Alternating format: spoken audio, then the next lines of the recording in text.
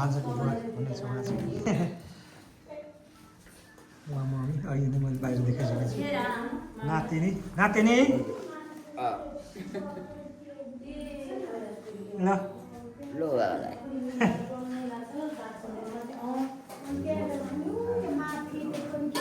अब यहाँ अनिसा भान्जीले हरेक चिज तयार गर्दैछ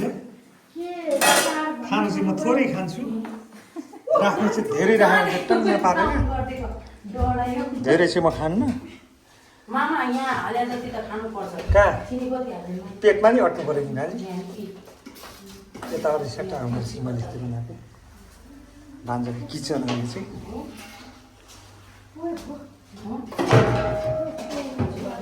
ओह यहाँ नातिनीले ऱ्याक खोल्दैछ के भेट्टा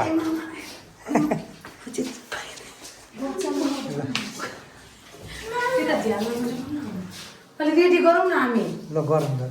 रेडी गर यहाँ चाहिँ माघे सङ्क्रान्तिको भाकै भनौँ यो सेलरोटी फुलौरा हाल्नु सेलरोटी फुलौरा राख फुलौरा राख्दै गर तिमी के राख्छ उता गर छोरा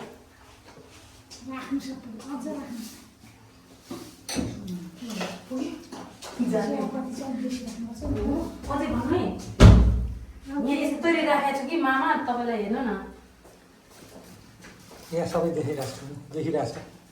यहाँ तपाईँलाई यहाँ आर्टिफिसियल पुरा डेकोरेसन भइसकेपछि पो गर्ने हो नि आधी आधी